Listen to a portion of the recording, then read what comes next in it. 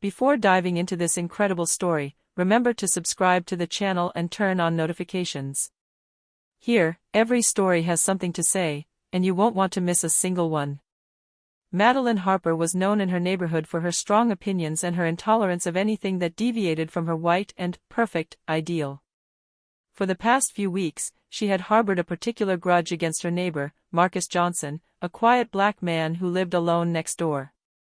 In her opinion, he made too much noise, gave her dirty looks, and, above all, dared to live in a neighborhood she considered reserved for her race. One evening, after yet another neighborhood argument about the lawnmower or parking, Madeline decided to take action.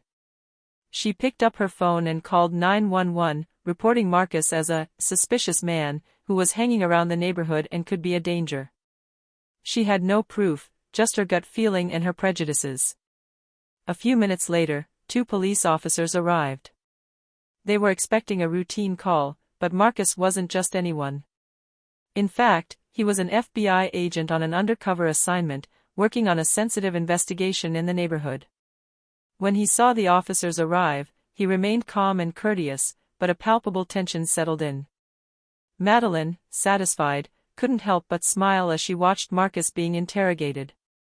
She felt triumphant, believing her justice had been served. But she was completely unaware that Marcus had the power to turn the tables in seconds. With a simple phone call or a well-timed word, she had just drawn the attention of her superiors. What she thought was a small act of racial revenge would very quickly turn into a humbling experience. Madeline's phone was still warm in her hand when the sirens wailed at the end of the street.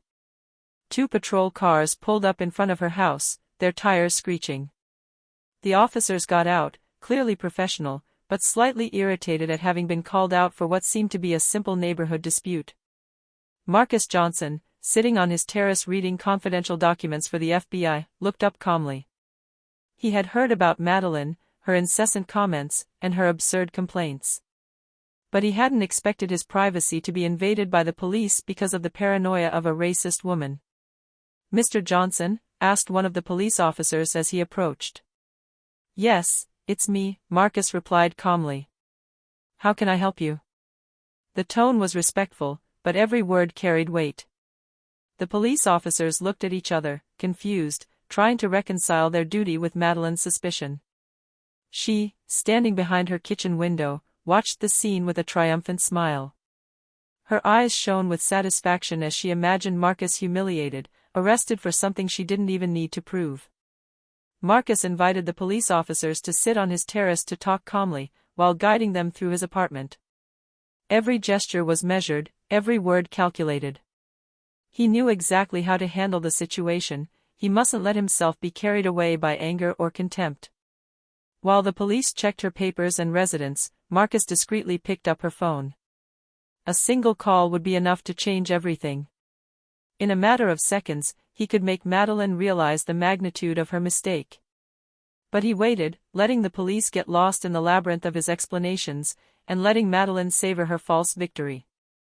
It was the calm before the storm. What she thought would be a moment of triumph would very quickly turn into total humiliation and a lesson she would never forget. As Madeline stood behind the window, a satisfied smile on her face, Marcus discreetly picked up his phone. His fingers quickly tapped the numbers of a specific contact. A few minutes later, a deep, authoritative voice came through the line. "Agent Johnson, what's going on?" Marcus calmly explained the situation, a ridiculous complaint from a racist neighbor and the arrival of police officers for a non-existent case. The voice on the phone, immediately recognizing the importance of the call, gave clear and immediate instructions. At that precise moment, the apparent calm of the neighborhood was shattered by the arrival of discreet black cars, unmarked and carrying heavily armed officers. Madeline, still glued to the window, frowned. Her eyes shifted from surprise to panic in a matter of seconds. She hadn't realized that Marcus wasn't just an ordinary citizen. The original officers, caught off guard, were quickly informed of the situation. Marcus was not just a resident, but a federal agent on assignment. Any action against him could have serious consequences. Marcus's superiors contacted the officers, giving them strict and clear instructions. Everything had to be neutralized without incident, and the complainant had to be held accountable for her actions. Madeline felt her heart clench. Fear had replaced her arrogance. The officers entered the street and knocked on her door. The doorbell, once a simple, everyday sound, now tolled like a death knell. She opened it tentatively, trying to regain some semblance of control, but her legs trembled and her voice broke as soon as she tried to speak. "Miss Harper," said one of the agents calmly, "we need to talk about the complaint you filed against a federal agent." The word struck Madeline like a thunderbolt.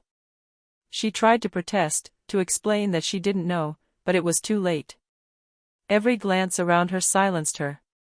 The lesson had begun, and there was no way to avoid it. Madeline Harper was now completely overwhelmed by events.